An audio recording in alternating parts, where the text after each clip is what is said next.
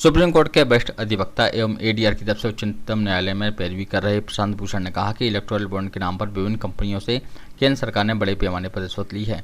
इसकी money trail अब सामने आ चुकी है। यह बात भी सामने आई कि किस तरीके से सरकारी एजेंसियों सीबीआई, ईडी और इनकम टैक्स विभाग का बेजा इस्तेमाल किया गया। जिन लोगों ने सरकारी दवाओं में करोड़ों रुपए के इलेक्टोरल बॉन्ड के रूप में 70 अरब डॉलर को रिश्वत दी, वह जांच में निकल गया और शहर सरकार से बड़े बड़े कॉन्ट्रैक्ट हासिल करने में सफल रहा। इसमें सरकारी एजेंसियों के अधिकारियों की भी जांच होनी चाहिए, क्योंकि सुप्रीम कोर्ट के आदेश के बाद एसबीआई ने जो इलेक्टोरल बॉन्ड से संबंधित दस्तावेज पेश किए हैं उसमें मनी ट्रेल साफ तौर पर नजर आ रही है। जबकि कांग्रेस शासन में हुए 2G स्पेक्ट्रम कॉलगेट आवंटन को न्यायिक जांच के बाद निरस्त कर दिया गया था, क्योंकि कोर्ट ने माना था कि अवैध रूप से इनका आवंटन किया गया था, जबकि इन मामलों में कोई मनी ट्रेल नहीं थी। उन्होंने दिल्ली के मुख्यमंत्री अरविंद केजरीवाल की गिरफ्तारी पर भी कड़ी आपत्ति जताई। कहा कि जिस व्यक्ति ने 70 दल को 64 करोड़ का चंदा दिया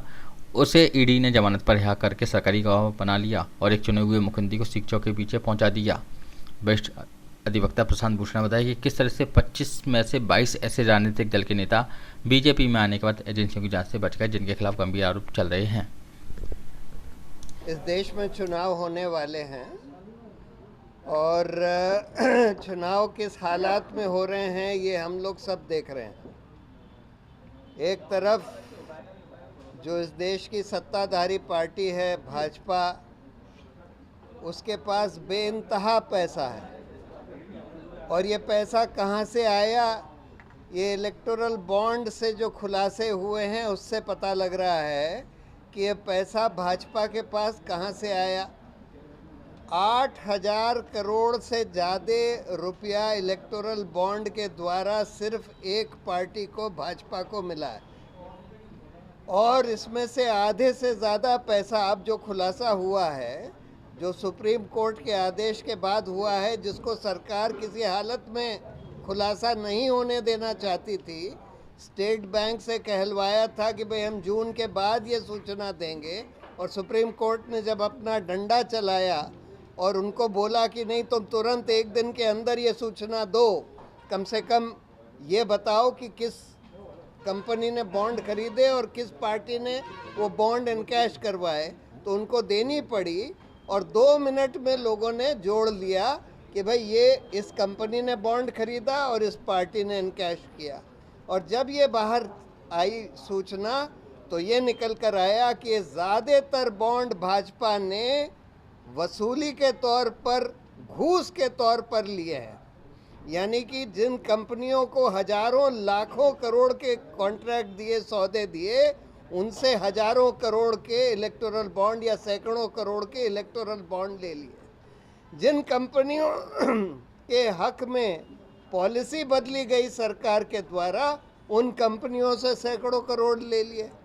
भारतीय टेलीकॉम को तो बगैर ऑक्शन के स्पेक्ट्रम दे दिया, जिसको सुप्रीम कोर्ट ने 2G वाले केस में एक संदिग्ध अपराध बताया था और उस पर कोर्ट मॉनिटर्ड इन्वेस्टिगेशन ऑर्डर किया था। उसमें पॉलिसी बदलकर बगैर ऑक्शन के उनको स्पेक्ट्रम दे दिया और उनसे 100 करोड़ से ज़्यादा इलेक्टोरल बॉन्ड ले लिए। उसी तरह से बहुत सारी कंपनियों के ऊपर ईडी, आईटी, सीबीआई रेड करी गई। रेड करने के बाद उनसे सैकड़ों करोड़ के इलेक्टोरल बॉन्ड ले लिए और इलेक्टोरल बॉन्ड लेने के बाद वो रेड या इन्वेस्टिगेशन वगैरह को ठंडे बस्ते में डाल दिया गया। ठीक उसी तरह से जो कि आज, जो अभी 2 दिन पहले इंडियन एक्सप्रेस ने जो खुलासा किया था कि अभी तक 25 एमपीज और एमएलएज जो ऑपोजिशन के थे, जिनके ऊपर ईडी, आईटी के इन्वेस्टिगेशन चल रहे थे, उनको भाजपा में शामिल करने के बाद उनको छोड़ दिया गया। तो ये बहुत ही गंभीर बात है और इसके चलते हुए कि एक तरफ भाजपा घूस के तौर पर हजारों करोड़ ले रही है, लूट रही है इन कंपनियों से, और दूसरी तरफ जो मेन मुख्य ऑपोजिशन पार्टीज हैं उनके सारे फंड्स जो हैं फ्रीज कर दिए जा रहे हैं, उनको धड़ाधड़ इनकम टैक्स नोटिस दिए जा रहे हैं और ईडी, आईटी का एक्शन तो हो ही रहा है। उनके लीडर्स के ऊपर 2 चीफ मिनिस्टर्स को जेल में डाल दिया है। तो ये सब हालात के चलते हुए आज इस देश के सामने सवाल ये है कि क्या ये चुनाव निष्पक्ष हो रहा है? क्या ये चुनाव फ्री एंड फेयर माना जा सकता है? यानी कि आपने सारे ऑपोजिशन के हाथ बांध दिए और फिर आप कह रहे हैं अब तुम चुनाव लड़ो। आपने हजारों करोड़ रुपया घूस के तौर पर ले लिया और उन पार्टियों के सारे फंड्स फ्रीज कर दिए और कह रहे हैं तुम चुनाव लड़ो। तो ये एक बहुत गंभीर मुद्दा आज देश के सामने है कि क्या इस देश में लोकतंत्र बचा है कि या तानाशाही चल रही है। नहीं, हम लोग तो एडीआर की तरफ से जिसने ये इलेक्टोरल बॉन्ड की पिटीशन फाइल करी थी, उन्होंने ईवीएम के बारे में भी पिटीशन फाइल करी हुई है, वो सुप्रीम कोर्ट में पेंडिंग है। और उसमें हम लोग यही मांग कर रहे हैं कि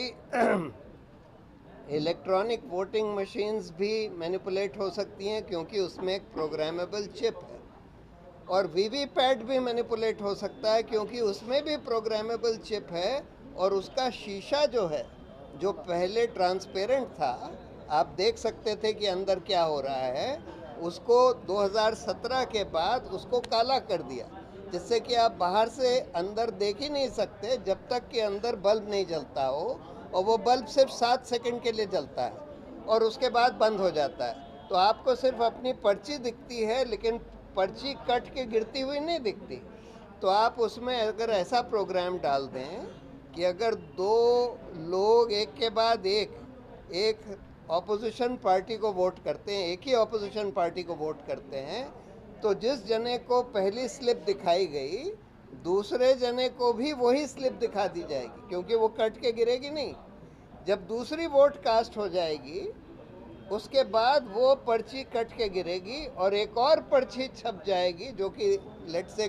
भाजपा की होगी, और वो भी कट के गिर जाएगी, और यही सिग्नल उसके ईवीएम के कंट्रोल यूनिट में जाएगा। यानी कि 2 वोट किसी ऑपोजिशन पार्टी को पड़ी, उसमें से एक वोट जो है भाजपा को ट्रांसफ़र कर दी गई और एक पर्ची भी भाजपा को ट्रांसफ़र हो गई।